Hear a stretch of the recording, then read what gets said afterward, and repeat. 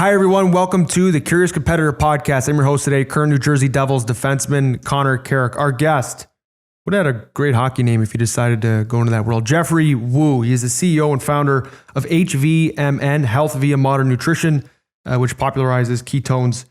He also has his own podcast, H.V.M.N podcast. But I really wanted to pick his brain in particular today because he champions this concept of metabolic flexibility, which is something I'm trying to personally learn about. But how he came from this computer science background, which he graduated with from Stanford University, and how he's going into the world of trying to elevate the quality of human life, how to elevate the quality of human health. So stay with us today as we talk about how he operates as a high-performing individual, as a high-performing entrepreneur. And thank you for joining us wherever you are in the world today. Let's do this.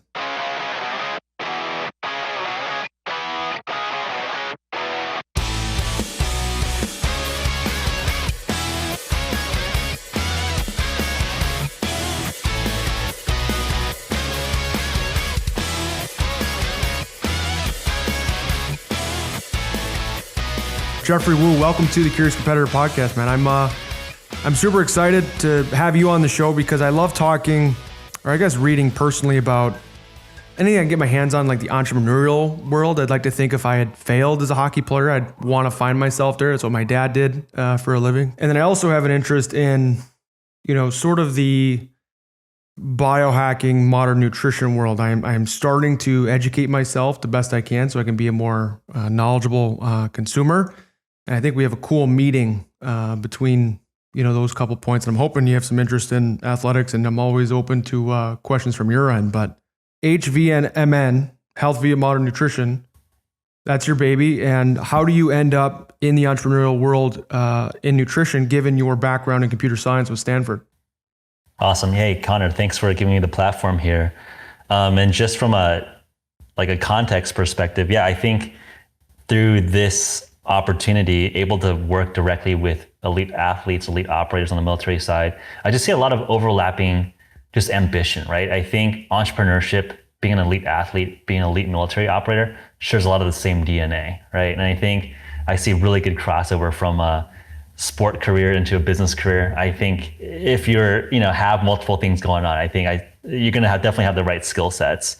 For me, I definitely came into the business world from a more academic computer science approach. So similar to you, my parents were entrepreneurs. So always had this sense that running or creating something from scratch was possible. And I think that's definitely, lucky. I think maybe I'm curious to get your sense in terms of becoming a professional athlete. I imagine that a lot of kids growing up, it's like, oh, that would be cool, but I don't know anyone has done that. So I think just having early role models as kids is very, very helpful in terms of setting the ambition, the goal high. I grew up in Southern California, a math science nerd, was, into athletics, but mainly into athletics to get into a good college. So grew up playing tennis. It was definitely the area of the world where a lot of the best tennis players were being trained and brought up. So I got to play decently serious tennis. Pete Sampras, for folks who are, I guess, old enough to remember that guy, he was one of the best tennis players. His high school tennis trophies were on our high school wall. I remember seeing Maria Sharapova play when she was when she was 16, 17. I think she's a couple years older than us. So definitely was among that crowd in terms of athletic prowess. But my focus in athletics was primarily as a tool to get into a good college. So very much I don't want to be overly stereotypical, but whether it's Asian or just very studious minded, that was kind of a tool to get into, elite schools. But I think just in terms of the entrepreneurial journey, one way I think about opportunities is to maximize leverage and the ability to use computer science to reach people at scale, just like this podcast. We're having a one-on-one conversation, but hopefully thousands, tens of thousands of people, millions of people can take some of the lessons that we talk about here, and we have that leverage. So that's, I think, is an important principle that I always think about, how to maximize our individual leverage. And I think computers are absolutely one of the best platforms over the last 10, 20 years to maximize leverage. So it seemed like a very good skill set. And as I started healthy and modern nutrition, H.V.M.N, it was right at the I would say the crossover point within Silicon Valley, where people were looking to apply these engineering, these technical principles towards human performance.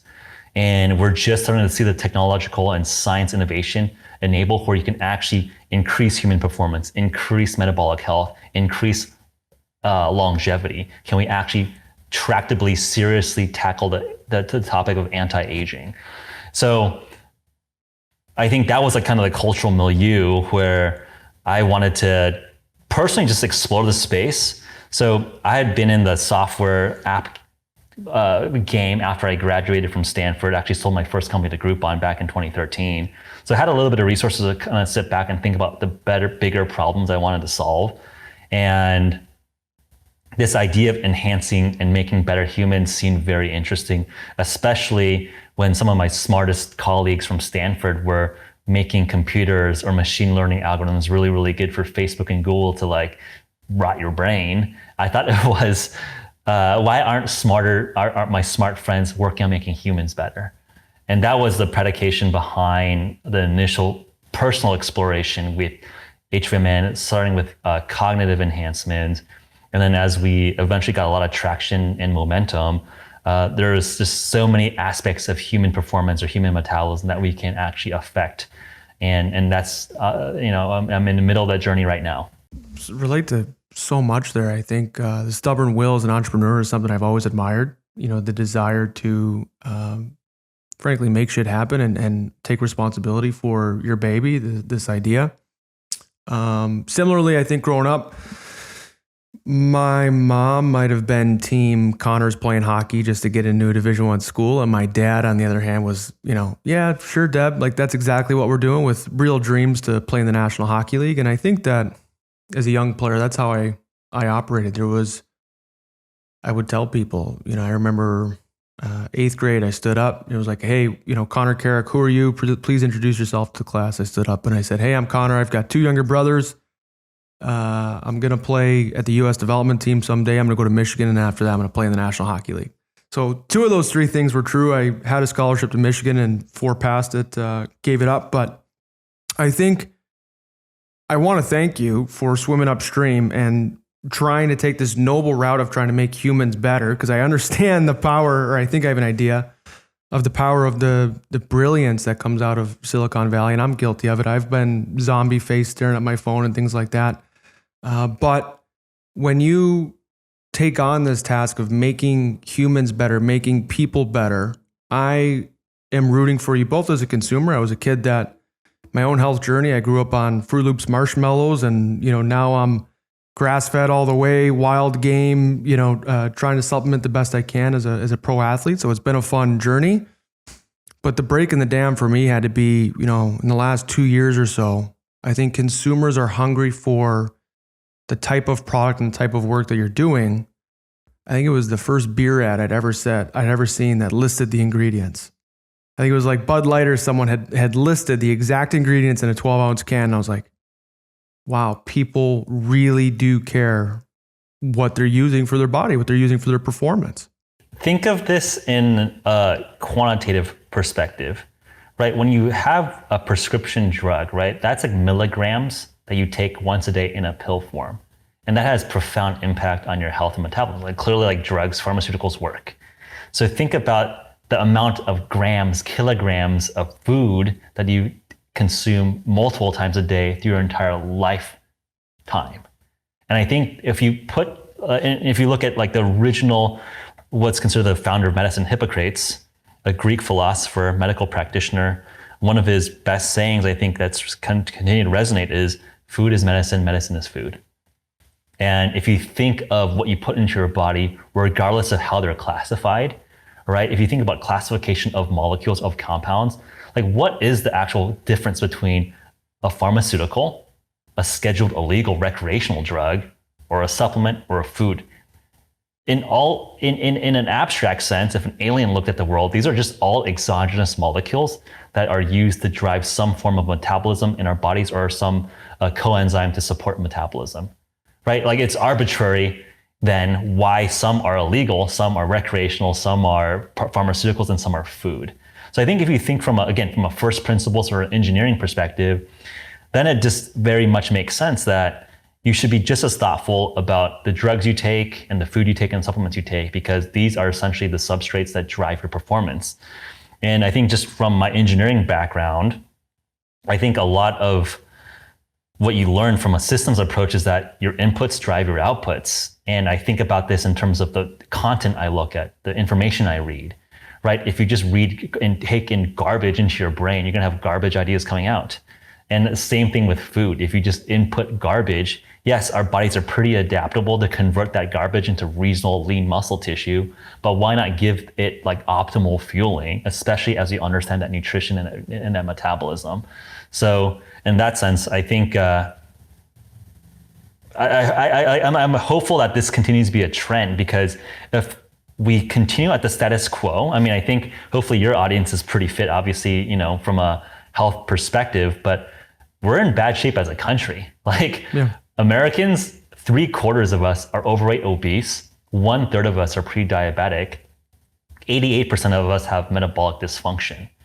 And like, I think, I'm based in San Francisco, grew up in Los Angeles. I would say that there's definitely more of a focus on fitness, but I've been around different, as part of the job, visiting different military bases in kind of flyover country. And man, like, it's like a different universe of what humans look like there versus humans look like here. And if you talk to some of the senior folks in the military, when you're talking about recruitment for even soldiers, like over half of our young people cannot even qualify to enter basic because they're literally like cannot pass baseline boot camp physical requirements.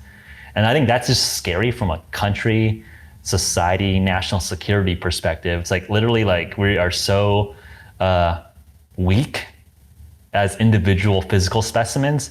While I think there's a good argument that we're intellectually have higher leverage than ever with social media, with all of this stuff, but we can't forget there are also physical animals at the end of the day. And I just want to encourage, like I obviously come from a computer background, like yes, take advantage of all the technology, right? Take advantage that we can learn from every single human on this planet now, right? Like hundreds, thousands of people can tune into this conversation, hopefully take something away from here. But also don't forget like the ancestral basics of being a fit, resilient human being, especially with a pandemic going on. This podcast, I talk with a lot of, teammates and athletes, for younger athletes, to give advice and things like that. But I'm also trying to shed light on, I'm a big proponent of mental health. I have some mental health leaders, I guess, in the industry that come on and share different techniques and things that they can pull out of their toolbox to elevate your mood and your well-being, and frankly, the interface with which you go through the world. But also on the physical side, I'm reflecting even today, like we're in the middle of training wise, training camp's coming up, hopefully January 13th, it looks like, could be the opening date for the National Hockey League, which for the New Jersey Devils would look like a December 31st start. So that's coming up. So our volume is pretty high, and you're catching me on a Thursday. So Monday I've been going, Tuesday I've been going, Wednesday I've been going, Thursday morning, we got after it today. Mentally I'm not as sharp or as with it as I was earlier in the week. And that's just a training, stimulation that's an effect that I accept and am hungry for the result, after, and I'll get after it tomorrow and recover on the weekend. But I just consider like all of I'm very grateful for the physical advantages I've had and the physical incentives I've had over the course of my life and my career. I get paid to stay in shape. And I relate to the average kid that goes to college, where it's social norm to drink 4, 5, 6 nights a week. Yeah. Like I got a brother in college. He goes to Trinity College out in Hartford, and I'll call him and be like, "Hey bro, how you doing? What's going on? How you living? Hey, just to remind you, like, it's not normal to drink alcohol 6 nights a week. Stay safe out there." Like giving like, sort of cheap parental sort of guidance. And I think we will see a return to health. I think people recognize the greater mental clarity about how movement, is medicine. And I'm curious, like, what are your personal goals? Because there's these two levers. One, there's the performance side and sort of the longevity side. And I know a lot about the performance side. I know next to nothing about the longevity side, which I understand is a little bit more of a developing industry. Yep. What are your personal goals? You know, I know I follow you on Instagram. I see hard to kill, you know, is this mantra, which, you know, I plan to embody when I'm done playing. Like I love that. What is your, you know, personal goals? And when you think of trying to elevate people's health, what exactly through your company, through your message, would you like to continue to see the growth in? Yeah. So I think fortunately, most of the things that you do that are for enhancing performance intersect with longevity. Although at the very, very extreme ends of performance, then you see some bifurcation or orthogonality of if something that, you know, pushes you that extra 1% might not necessarily be good for overall longevity of that athlete. So fortunately, most of us are not making those decisions, so it's not going to be like a huge problem to consider. But I think like the main takeaway that I think about is, I think the harder to kill statement, I think captures both nicely, right? I want to be harder to kill if some bad person wants to try to kill me. I want to be harder for that person to literally kill me, but I also want to be harder to kill from Father Time. If I can stave off time from killing me, that's great too. Can I push off chronic disease? Can I push off all the things, the cases of morbidity or things that cause us to slow down over time?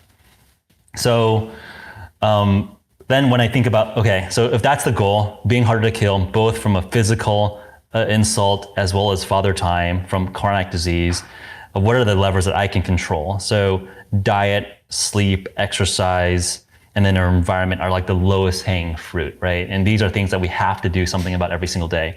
In the sense that if you choose not to exercise, it's not like a lack of exercise. It's literally you're choosing to be sedentary, right? If you are choosing not to sleep, it's not like you just skip that pillar. It's just like you're literally choosing 1 hour of sleep a day. So, and then obviously from a nutrition side, I mean, that's just like what we focus on with HVMN. And I think low hanging fruit to start is one of the biggest things that I've observed is that there's too much refined carbohydrate in our daily nutrition. And I think this has come from just how the food system today has been developed. So my contention is that the modern food system, it was designed to solve a 19th century problem. And what was that 19th century problem? That 19th century problem was famine.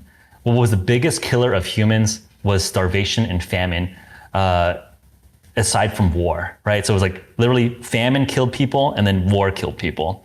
Fortunately, I mean, basically famine is a solved problem besides some transportation issues at the last mile, right? Like there are literally enough shelf-stable, preserved calories that are very, very cheap that exists on this planet. And everyone in America, everyone in first world countries basically have an overconsumption problem of food. And now, of course, there are some areas of the world that are starving, but it's mainly like a transportation or a political problem rather than like an availability of food problem.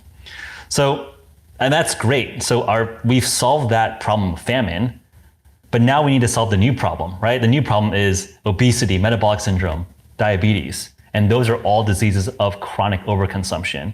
So that's where we advocate being in a state of ketosis, which is an alternate metabolism that your body goes into when there is a kind of a starvation mode. And why starvation mode is kind of interesting is that our bodies were designed to go through feast and famine cycles. And I think especially with athletes, you are supposed to exert yourself to a point where you need to recover, right? You want to have that adaptation to stress. And then once you recover from the adaptation, you get stronger. That's what exercise does on improving performance perspective. But that same challenge can also happen on your metabolism through nutrition. So if you're constantly consuming carbohydrate, you never dip into ketosis, you never dip into your fat burning state, which is like the colloquial term for ketosis. So what we think is a more optimal way to live is just regularly dip into ketosis, either through restriction of carbohydrate, increasing activity physically, so you actually burn through your stored carbohydrate, or do something of fasting or have exogenous ketones. And I think that's where we are pushing the nutrition space forward. And this mindset, this philosophy is starting to translate into elite performers, especially on endurance athletes. You see a lot of Tour de France teams, a lot of Ironman athletes, triathlon athletes already implementing this at the super high end. And we start seeing team sports like hockey, like football, like basketball, looking to integrate some of this into their cyclical nutrition, where just like I think from an athletic perspective, it makes sense you have training blocks that focus on different skill sets or different types of cadence, right? You go anaerobic or aerobic, and there's these set training blocks.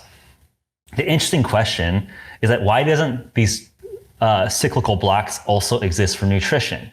And that question is actually starting to be answered now, right? You would stack your training protocol that focuses on anaerobic versus aerobic with nutritional cycling that matches that type of metabolism.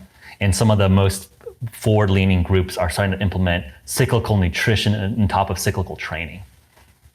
Yeah, I was talking with Sam Gibbs is the gentleman's name I was consulting with out of Toronto, one of the leading sports scientists I've been introduced to. And we were talking about that actually right at the end of the season. This was, I'd known of the concept. It was the first time it had really been preached to me, but he's like, Connor, I want you to totally, this was, during COVID time. So it was a little bit of an odd, postseason swing, but he's like, I really want you to enter the metabolic state of eat good, but really enjoy your food. Really sit there, eat quite a bit. I almost want you to eat.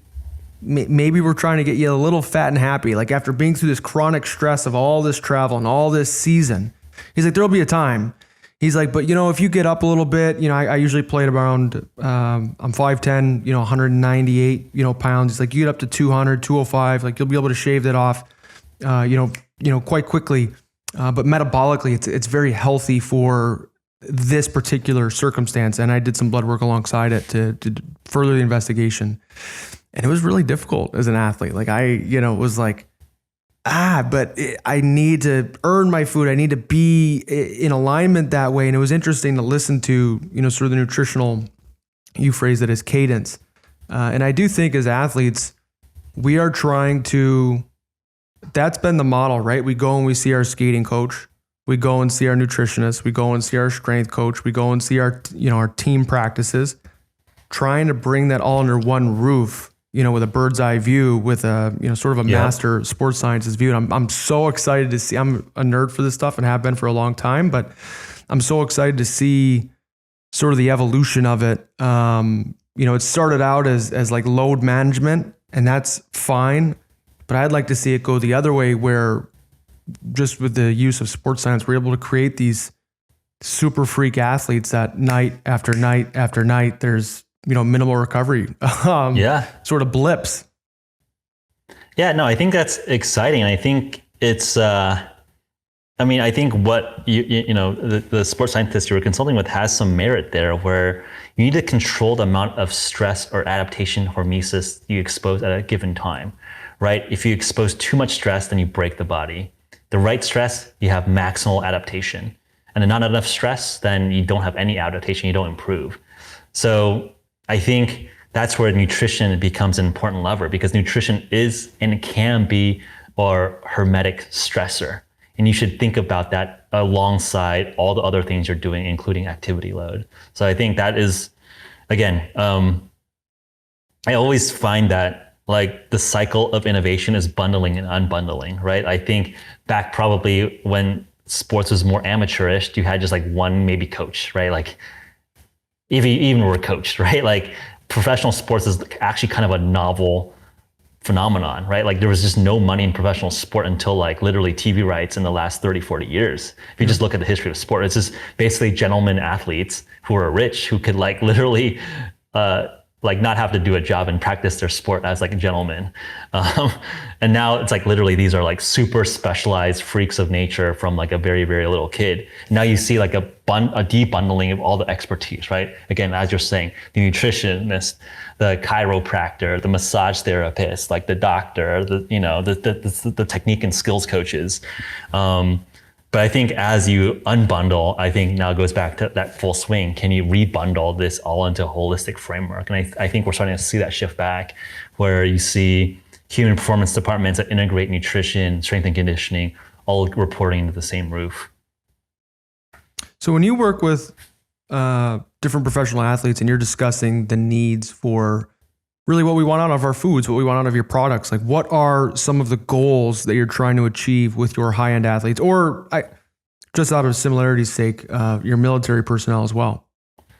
Yeah. I guess an easier point of entry is a lot of our audience understands that, if they follow me and my page, I do try to introduce some of the nutritional concepts that I'm a fan of. But the whole concept, and I've done it for, even in season, months at a time, gone extremely low carb into a fully cyclical ketogenic diet. So maybe we can discuss a little further on what exactly that is, how we can get there, and what sort of the pros and cons might be of living there for a bit. Yep. So I think the interesting thing between the different types of sports actually dictates what you might consider as optimal training or nutrition blocks. And it's pretty interesting that I would say that military is more similar to a team sport like hockey or soccer or football than an individual event sport like a marathon, in the sense that for an individual marathon sport, you are peaking for one event for the entire year, right? You're going to compete in the Olympics. You just need to perform for one day. Every other day doesn't really matter. You just need to show up on that one day and crush. Where on the opposite side of the spectrum, when you're deployed downrange, you're just literally going to war every day for 6 months on your deployment, right? You need to be on top of your game for that sustained duration. So those are just considerations on how to think about the time horizon of what you're trying to optimize for. So those are just some of the nuances there. But I think just broadly speaking, some of the best practices is to, especially earlier in a season away from the competition block, is to mix in fasted workouts or low carbohydrate ketogenic diet to basically upregulate all your fat oxidation, right? So usually when you are kind of in off-season mode, it's your activity load drops and your caloric intake increases. That likely reduces your ability to fat oxidize, and you kind of can lose this and switch this on pretty quickly, actually. So typically, as people are going back into season, it's generally we've seen good results if you do fasted workouts, meaning you go into your aerobic workout without eating anything first thing in the morning. You burn through glycogen, you really upregulate fat oxidation, and you will go into ketosis. Your body will start converting its fat source into ketone bodies. A lot of people will double down on that, eat a ketogenic diet, so low carbohydrate. For athletes, I would recommend higher protein. A lot of people on a ketogenic diet for body composition or weight loss might moderate protein, but especially for athletes that are actually doing a lot of physical activity, definitely 2+ grams per body weight kilogram of protein, if not more. I think there's kind of a misconception where if you eat too much protein, you get kicked out of ketosis. I think that's very much not a concern, especially if you are an athlete and you are exerting energy. And then from fat sources, just try to choose healthier fats, meaning I would move away from seed oils like soybean oil or corn oil, these processed vegetable oils. And I think one way to think about it is that have you ever seen an oil come out of a sunflower? Maybe, have you ever seen oil, you squeeze a soybean? It's it doesn't really have oil in there. These are hyper processed, which in of itself doesn't have to be a bad thing, but I think the problem is that these get rancid really easily. They oxidize really easily. So that's the problem. There's more of a nuance between animal fats, but for sure, healthy, grass-fed or just more higher omega-3 content fat from animal products or fish generally tend to be considered more healthful or optimal fats, or fats from nuts, for example, or avocado. So those would be some of the initial considerations.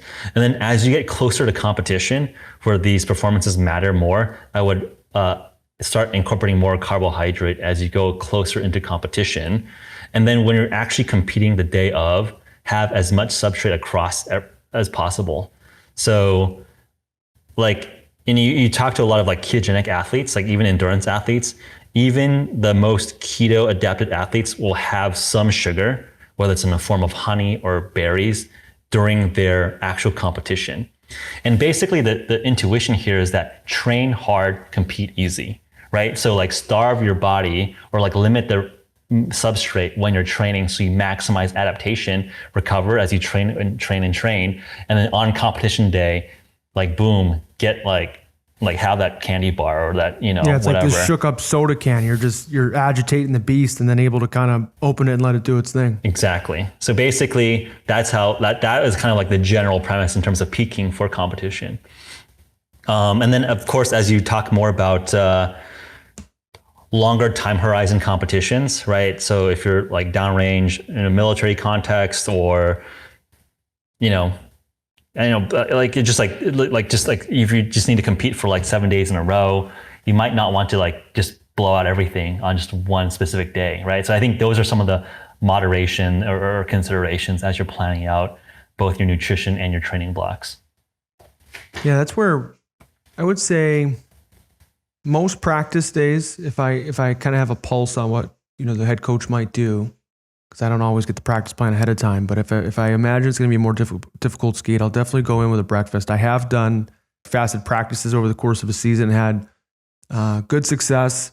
I think was underdoing the carb a little bit just based on the amount of, frankly, the amount of output that we had. I mean, if you skate, let's say you play 3 games in a week, and then the other 3 days you're going to practice. So that's at least 6 days you're on the ice. And then a good chunk of those game days, you'll actually pre-game skate. So you might have 9 skates in 6 days, and let's call the 7th a day off. So what I would oftentimes do is fuel up as needed, sort of all the way through the week, and then use my fasting protocol because we're eating late, on that, let's call it the 6th day. Let's say it's a Saturday night game, and you eat, I don't know, 10 o'clock at night to sort of refuel. I'll fast all the way through that next day, for dinner for a Monday practice, and the system sort of resets. But it's definitely something that the people that I've talked to have, no one's gone, in my understanding, fully ketogenic from a team sport athlete, just because that general readiness that always needs to be present, similar to, the military personnel would be on the range. But we definitely use it as a tool, which I think that's all we're trying to do is what in our toolbox can we use for the appropriate time to get the appropriate, training response that we're looking for. Yeah, 100%. I think I would advocate or recommend pure keto for only very, very specific contexts. I think and again, I think where people that are too focused on just like the keto macros, like miss the overarching point, which is that your body, your muscle uses glycogen, which is stored carbohydrate, very, very efficiently. And yes, you can convert fat on the glycerol backbone, or you can convert protein into glycogen through gluconeogenesis, but like that's not necessarily optimal, right? Like, yes, your body can work itself around and restore carbohydrate reserves, but if you're an elite athlete, right, you're literally that like you are competing and trying to gain those percentage points. Why are you making it harder for your body to replete glycogen, right? So I think that's where people need to like be less dogmatic. And again, as you're saying, these are tools, and you have to use the right tool at the right time. Let's transition a little bit I want to highlight and focus on your entrepreneurial journey and what really fuels you as a person. Because I picture you, growing up, going to work in the Silicon Valley world. You sell your first company in 2013, and there's a fork there. I'm sure you had, a plethora of options in terms of where you wanted to take your talents. Why go into modern nutrition? Why try to fight these big food companies that have had so much success since, the 40s and 50s? And God bless them, like you said, they solved a need, in famine, and the need to have, packaged stable foods and things like that. But what fuels you to go into this world? I think part of it is just what else. Like, I don't know. I think that's like just an interesting existential question. I think just with the pandemic, we could all be more philosophical these days. But I think a part of it's that besides the need to eat, sleep, have shelter, procreate, like us as animals, we don't need that much more, right? Like if you just boil it down to just being very, very simple. So I think, fortunately, I think many of us have solved those like basic animal requirements. And it's just like, okay, we have limited time on this planet. What are interesting questions or answers to understand? And I think for me, as like kind of a nerd at heart, I just want to understand everything there is to know about the universe, and then I'd be happy to pass away, right? Like if I have like a mission statement or a life statement, I think it can be crystallized by that. Like I just want to learn everything there is to know about the universe, and then happy to die. And I think it's like a very interesting statement because it implies that one, well, I think it's kind of tongue in cheek. Obviously, like it will be very, very hard to learn everything there is in the universe, but I think that's a good asymptote to aim for. I like goals that you can't hit. So it's always like a good North Star. And then two, I think it implies a lot of the things around longevity. And I think some of the concepts there is like, how do you put yourself in a position to keep learning and learning more quickly, right? Like, and I think you've probably seen this in terms of your sophistication of like the level of sophistication that you learn from being a professional player versus a college player versus like a high school, like an under 18 player, where like your skill sets have compounded aggressively through each stage. And I think what I've seen is that each level that you progress, whether it's through entrepreneurship or through understanding of an aspect of science, is that like the people that you can relate to and then the access of the problems you get to solve are just like profoundly more interesting. So for me, it's just like, I want to just continue to play more and more interesting games. So in some sense, it's like, I am bored, so I want to just play interesting games is like the most, I think, maybe flippant way of describing my interest. And I think I'm playing kind of interesting games, right? Like it's awesome that I get to speak with you, who's a professional athlete, or I get to speak with and work with like top researchers at top universities, and then work with, you know, the most elite military operators, and then work with really cool people in Silicon Valley. It's just like, isn't that just fun? Like I just get to like hang and riff and chat with the coolest freaking people. So in that sense, it's like, I'm like, we're all just bored. We're all just like floating around on this like blue-green planet. And can I just like have the most fun on this planet? But I think like, but of course that's a little bit of a flippant way to put it. But I think it is like, yeah, I think there's so much stuff to learn about the world. And if I can just continue to find and put myself in a position to learn quicker and quicker and quicker, that just seems like a really good way to hit my end goal of learning everything.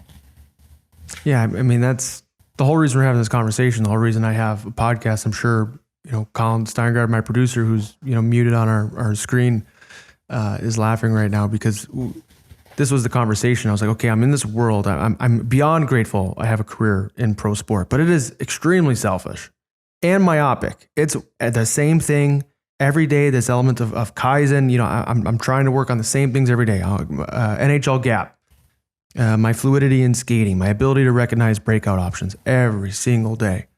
And I love that. But I also love learning about other things. I love pulling other people's shirt that, like, these are not the type of conversations that we have in NHL locker rooms. You know, it's usually about our forecheck, our practice plan. And I just wanted to find a way to help others, find a way to engage others' curiosity as I so was. I loved the different, you know, talents and intellects that I could find in the podcast realm. And I was like, I want in. I want to be able to tug on these people's shirt and get an hour of their time too, because I think this stuff is fascinating to chew on. And, you know, so what I imagine is as you continue to climb this entrepreneurial ladder, you are able to rub elbows with, you know, more and more interesting people, more and more people who are, you know, champions in domains that you care about. Who are some of your mentors and how have they, from a habits perspective, particularly shaped you? That's a good question. Yeah, I think one quote I like is good artists copy, best artists steal. I don't know if that's coming out correctly, but essentially, like, yeah, I think that's the way to shortcut life is to like borrow, learn, take from the very, very best, the people that you look up to. I think one thing that I prided myself when I was a kid was being good at what I did. And then when I started talking to elite, like Ironman champions, athletes, professional athletes, like name brand, like NFL players that people are fans of, it's like, hey, these guys are not just like physical specimens, right? Like these guys are actually intellectually curious and smart. And it's like, I should be pushing myself to be more physically adept. So I think I've just treated my training much more of a serious way, because in some sense, like, we're all playing the same journey, right? Like, we're all trying to self-actualize both physically and cognitively. So I think from an athlete world, I think it's like, I've never been like a fan of sports. I'll like watch sports, but I think there's like a weird observation that I have, in the sense that I feel like a lot of people like live their own ambition through their favorite sport team, right? I'm sure you have fans that say, hey, like, we won. And it's like, no, you won. I just watched you on TV. And like, I never like understood that gap. And I don't mean to like demean fans. I think we all need like the fans to support the game. But I think the only problematic part is when the fan goes into turning their ambition they can do to better themselves, and they're just transplanting, they're living vicariously through someone else's like fight. And I think there's some value that we're living vicariously through celebrities or athletes, but to put all of our ambition in someone else is, I think, problematic to make each of our individual selves better.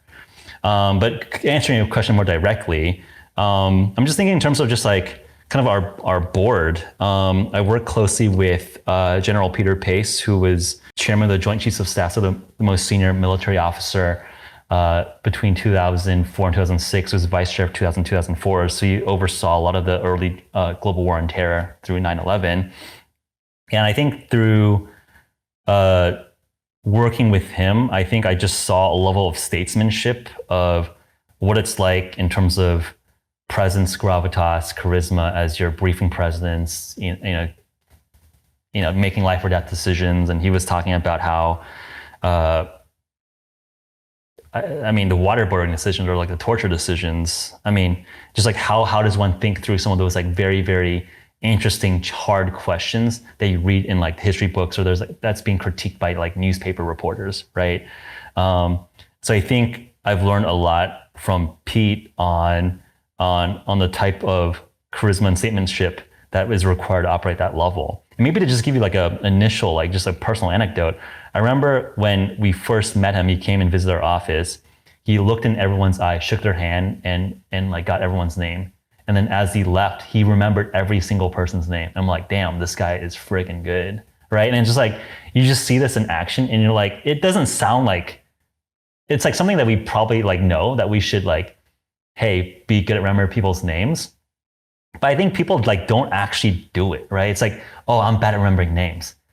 I don't take that, I don't believe that for a second. It's just like, you don't care enough to just actually try to remember, like Colin, right? Like, you actually like think, remember, put it in your brain. And like a lot of these small details adds up. So I think I just like pulled that away from just like, we are people and you need to treat everyone with respect. And I think that's like an interesting lesson.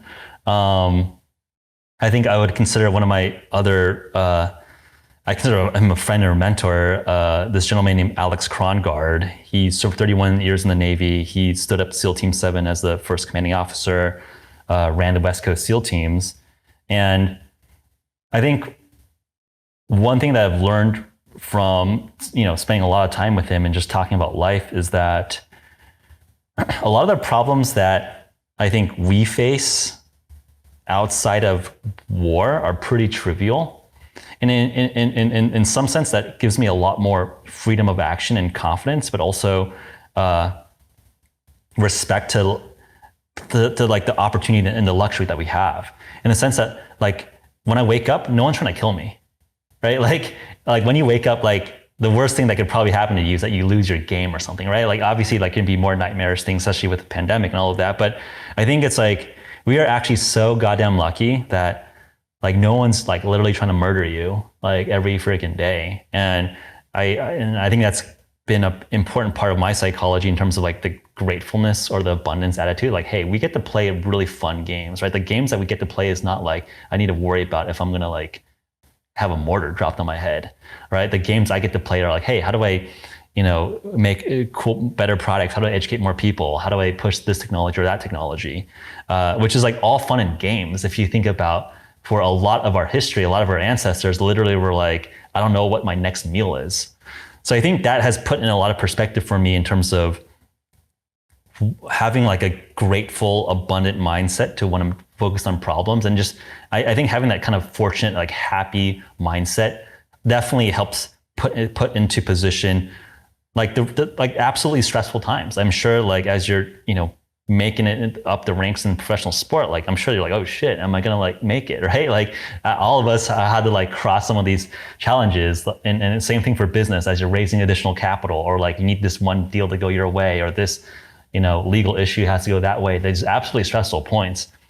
And I think the question is, how do you take all of those in stride? And I think having the more larger global perspective that these are very, very almost trivial games makes me more fearless to be very, very aggressive on these games. Cause like, I'm not making life or death decisions, right? Like my decisions are pretty much like, do I get to work on this problem at the $1 billion scale or the $100 million scale or the $10 million scale? And it's like, those are all pretty damn fine outcomes, So those are just like two examples top of mind in terms of like just people that might not necessarily be household names, but have just definitely made an impact on me personally in terms of my mindset and some like nuggets and like lessons that have resonated with me. And maybe just like open up the conversation a little bit. I think the great thing about internet, I think the great thing about podcasts and being able to tap into the history of all of humans is that I think the choice of who you spend time with is very, very important. And because you can kind of like basically teleport into our conversation, you can get a sense of both your and my mindset if you're just listening online. And I like reading Marcus Aurelius's journals, right? He's a Roman emperor who was running Rome, the Roman Empire, as barbarians were invading. And it was like just very, again, interesting to understand his Stoic philosophy as he's writing down his stress and how he's dealing with, getting invaded by barbarians and how he's like holding together his empire. And I think you can probably relate towards, I've read a lot of like Eastern philosophy as well, like Zen koans, right? These are these very cryptic, short, like nonsensical statements, but I feel like it's also very Stoic in some sense. And I feel like there's been a lot of smart people over the millennia that have been thinking about how to be a better human, what's a better mindset. And I see that we're all, I think, describing the same truth, but using different words, different symbols. And to me, it's like, how do I try to absorb as many of these symbols and these frameworks as possible, and what resonates best with like my view of the world, my tiny slice of reality.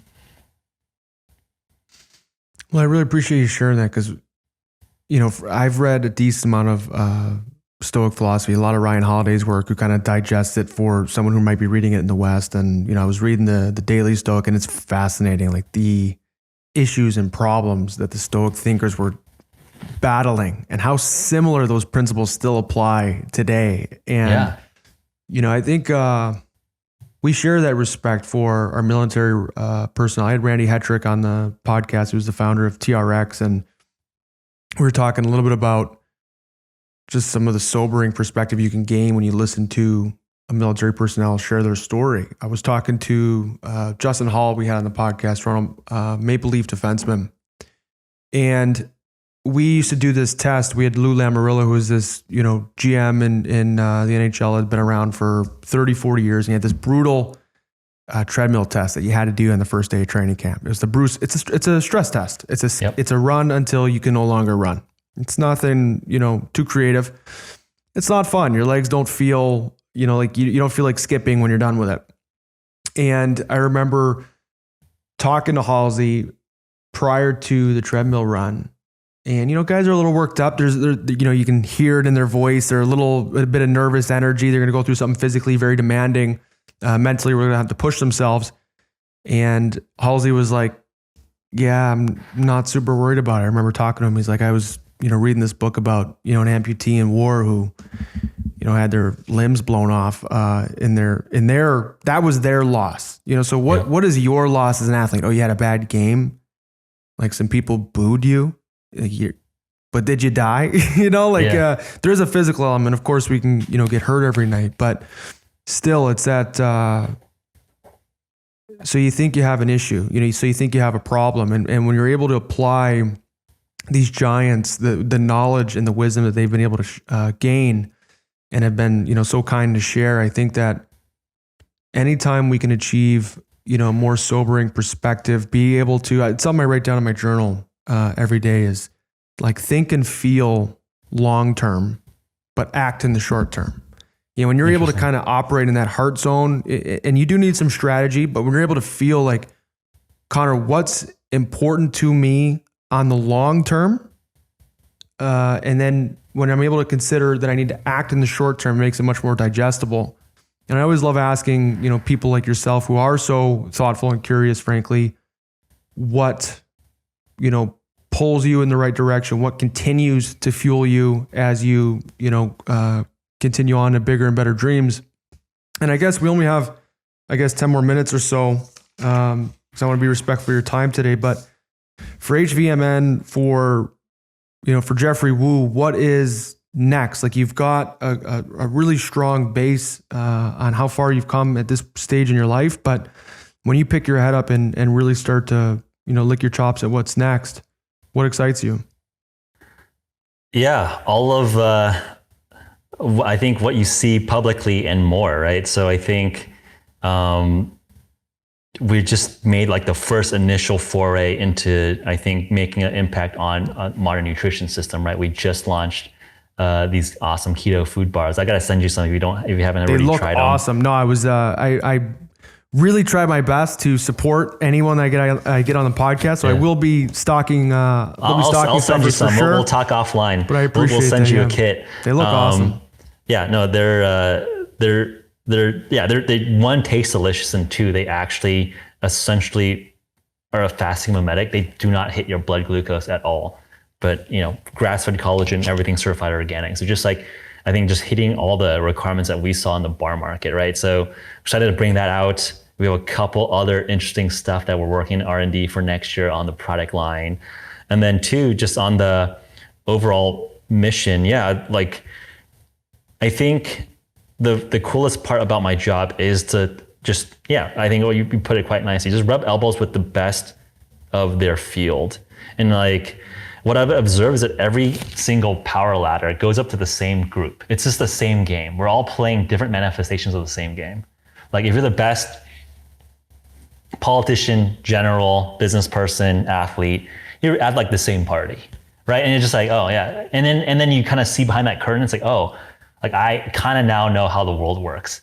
It's just like, there's different levels of the club, and it's just like, how high can you go to enter like the highest level of that game or that club?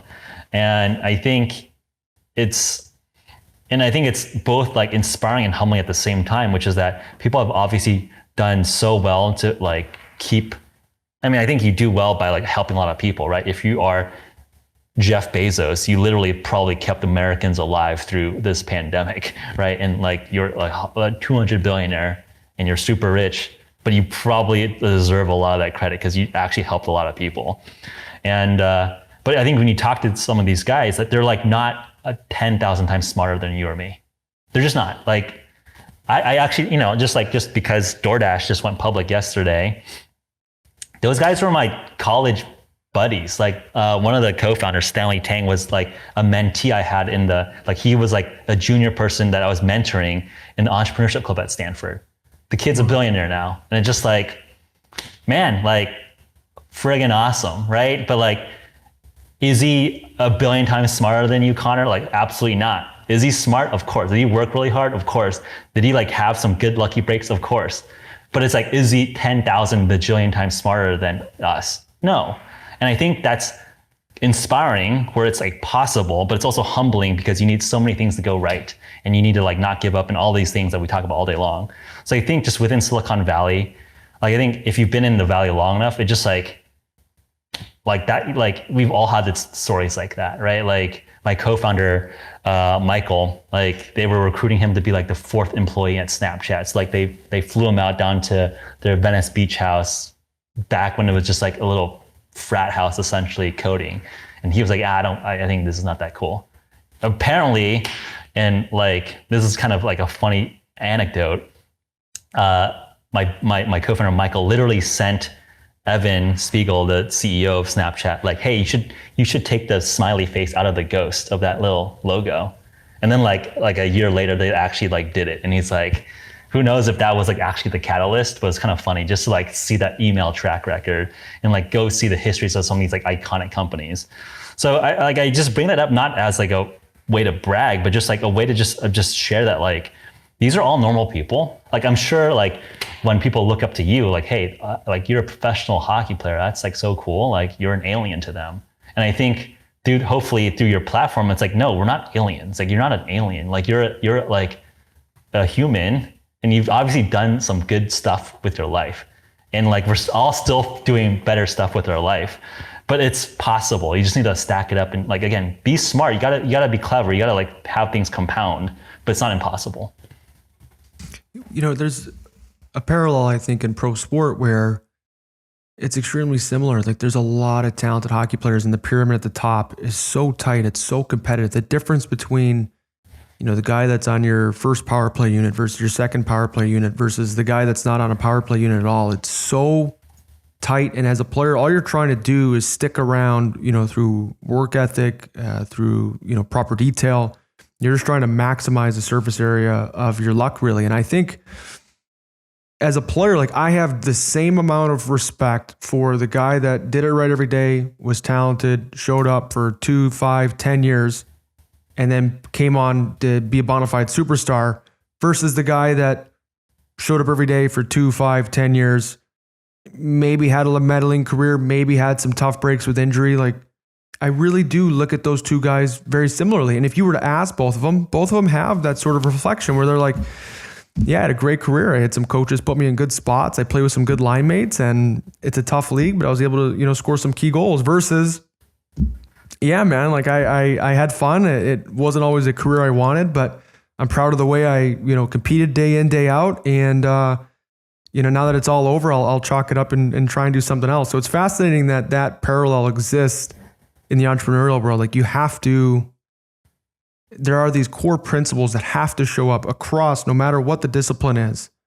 And then hopefully you get some secret sauce. Hopefully you get some luck in there. Yeah. 100%. Might have to just leave it at that and maybe do a part 2 next time. Thank you to all of our listeners for joining Geoff and I in our conversation today. If you want to follow him on Instagram, he's at Geoffrey Woo, Geoffrey WOO, and that's the social media platform that he's most active on. Or you can find him on his own podcast where he talks, I'm sure in the podcast I've listened to, a little bit further on metabolic flexibility and some of the health concepts that we covered today, the HVMN podcast. As far as recap points, there were 3 things that I always pick 3 things, but I do want to focus on these points that I was really impressed with today and am still chewing on as the podcast is over. One is that this elite performance, no matter the discipline, it leaves clues. Geoff is this highly curious person. He has this deep why and fuel source in terms of how he wants to improve others' lives and how he consciously chose such a demanding field, but frankly, righteous. He wants to contribute to his community. And I think that his work ethic was on display in terms of just how well thought out he was and you know how he describes his workflow and his process. So this concept that elite performance leaves clues, I think, shined out throughout this podcast. Second, I really appreciated when Geoff was talking about this concept of stress and how stress is not necessarily your enemy. Your enemy is being out of touch with your stress, where you're either under-stressed or over-stressed and not using recovery techniques or lifestyle habits to recalibrate in response to whatever it is you're going through, maybe physically or mentally in your life, because mental stress will affect the nervous system just as physical stress would. And third, I want to take a moment to finish with and appreciate Geoff's sense of personal responsibility. He clearly in his life, through the selection of his board and who he goes into business with, he purposefully curates a personal environment and a professional environment that allows him to continue to learn and be his best as a business leader and as a forward thinker. I think that oftentimes we can have grand personal goals as people, but we have to frame this question how can I do this? How would I do this goal, pursue this goal, achieve this goal more easily? What would sort of my dream team look like? And build a culture around that. If you want to become a better skater, say for example, as a hockey player, don't go through all the trial and error on your own. Hire a coach. Find somebody who's an excellent skater and can help teach you that. Similar, if you're not scoring goals, and you want to score more goals, find somebody that you look up to as a goal scorer, and find success stories who have modeled the success and behavior that you so seek. And I really appreciate Geoff sharing different examples that he's been able to do that in his career. So for our listener, thank you for joining yet another episode of the Curious Competitor podcast. Thank you for helping me along my journey to continue to become a more curious competitor. And I do ask, as you leave today, to comment, like, subscribe, leave 5 stars on Apple Podcasts, Spotify, wherever you catch your podcast, Patreon. And thank you for all your support week in, week out. I look forward to doing it again next week.